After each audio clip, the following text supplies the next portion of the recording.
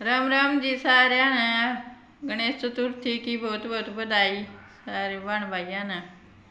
और आज एक कहानी सुनाऊंगी। एक बार कैलाश पर्वत पर बैठे थे भोला और पार्वती। तो पार्वती का और भोला का मन में ख्याल आ गया कि बालक बड़े हो गए, उनका ब्याह कर दिया।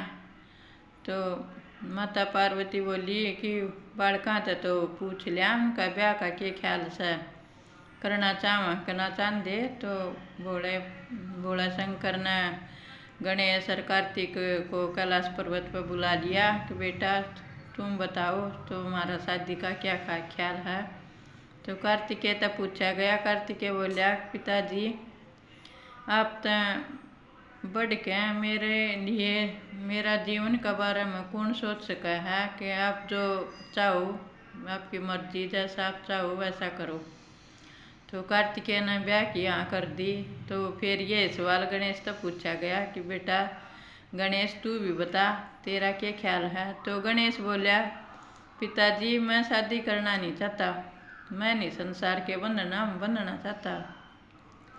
तो वे गणेश तो फिर भोला बोलिया बेटा माता पिता का फर्ज पूरा करने खातर शादी तो तन करनी ही पड़ेगी। माँ बाप का फर्ज जब पूरा हुआ बालक ने ब्याह थिया कि न वो अपनी गृहस्थी बसा ले। तो गणेश जी एक बार तो मना कर रहे थे, फिर भोला न कही भाई मैं पितर ऋण था मुक्त, तो मैं जब कहूँगा तू शादी करेगा, नहीं तो यो बोझ सारी जिंदगी हमारे ऊपर ही रहेगा। तो फिर गणेश जी ने ब्याह कर दी। पिताजी ठीक है जैसा आप चाहो ऐसा करो। तो फिर उनकी शादी का 12 माह होगी दोनों बालका की। तो फिर उनका माँ बाप का तो यही उलझन चाली जा। माता पिता फिर सोचने लगे कि पहला कौन से शादी करा, गणेश की करा कार्तिकेय की करा। फिर उन्हें फिर पूछा एक बेटा पहला कौन से शादी करा। बोले पिताजी आपकी मर्जी है, आप पहले जिसकी करो उसकी कर लो। फिर भोला का मन में सवाल आ गया कि मैं पहले इनकी परीक्षा ले लूँ, कदे ये शादी का लायक सैंक नहीं सैन में कितना ज्ञान से कितनी बुद्धि बल है। तो उन्हें कार्तिकेय और गणेश को फिर वहाँ बुला लिया। कदे मैं इनकी ये शादी में करने का सक्षम ना हूँ और मैं इनकी शादी कर दूँ तो ये पशु की तरह अपनी ज़िंदगी जीवें। उस तो पहले मैं इनकी एक परीक्षा ले लूँ, उसमें ये पास हुई तो इनकी शादी करूँगा, नहीं तो नहीं करूँगा। तो उसमें उन आजमाया कि इनमें कितना ज्ञान है। तो मैं बोली दोनों आते हैं बेटा तुमने ना दोनों ने पृथ्वी की परिक्रमा करनी है, पूरी पृथ्वी की, और जुन सा पहला होगा ना उससे का ब्याह पहले करूँगा। तो वे कार्तिकेय के पास तो मोर की सवारी थी, अपना मोर न लेकर उड़ गया और कार्तिकेय तो चलिया गया। गणेश महाराज तो कैलाश पर्वत पर खड़ा खड़ा सोची गया। नंदी महाराज आ गया वहाँ, नंदी उसके मजाक करने लग गया। गणेश कार्तिकेय तो उड़ गया अपना मोर पर। तू उंगली तेरे पास तो मुस्सक है, मुस्सा न लेकर क्यों कर उड़ेगा तू, क्यों कर ब्रह्मांड का चक्कर पूरा करेगा पृथ्वी का। तो गणेश उड़ा खड़ा खड़ा सोची गया।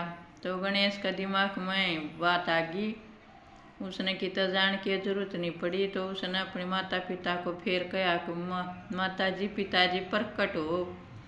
तो भोलेनाथ और पार्वती प्रकट हो गए कि भाई गणेश ने क्या खातर बुलाई है, परिक्रमा तो करने नहीं गया गणेश। तो गणेश ने बोलिया बेटा गणेश तू अब तक आड़े ही खड़ा है, तने तो बोली पृथ्वी की परिक्रमा करना चाहिए थी, जाना चाहिए था, अब तक क्यों नहीं गया। बोले आप आसन तो ग्रहण करो पिताजी माता जी। उन्हें आसन ग्रहण करवाया, फिर उनकी विधि विधान तर पूजा करने लग गया। उनके चरणों में फूल चढ़ाए, शीश झुकाए, उनका की विधि विधान तो पूजा करके और उनकी 7 परिक्रमा उड़े बैठे बैठे कर दी। तो वे भगवान शंकर बोले गणेश तू क्या कर है, तन तो पृथ्वी की परिक्रमा करने की कही थी हमने, तो तू आड़े चक्कर काटने लग रहा है। तो जब गणेश ने बोलिया पिताजी आपने तो एक बार पृथ्वी की का चक्कर लगाने की कही थी, मैंने तो 7 परिक्रमा पूरी कर दी पूरा ब्रह्मांड की। तो ये शास्त्रा में भी ये बात लिखी है, ये वचन लिखे हैं कि माँ बाप तो बड्डा कोई पृथ्वी ब्रह्मांड कोई नहीं, और जो माँ बाप ने छोड़ के और क्या की पूजा करे है वह व्यर्थ है। जो माँ बाप की पूजा करे है वह सब तो बड़ा ब्रह्मांड है माँ बाप। तो यह सीख हम न देन खातर वे गणेश जी पैर बोले न या परिक्रमा करी थी।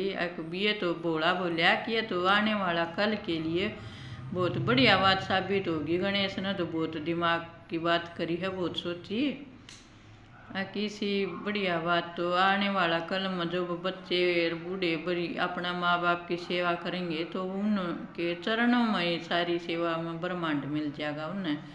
बाहर कितना भी हंडन की तीर्था पर सत्संगा में कितना भी जाने की जरूरत नहीं है। अगर माँ बाप न नहीं पूजाएंगे तो कोई तीर्थ कोई सत्संग कोई कुछ काम नहीं आएगा।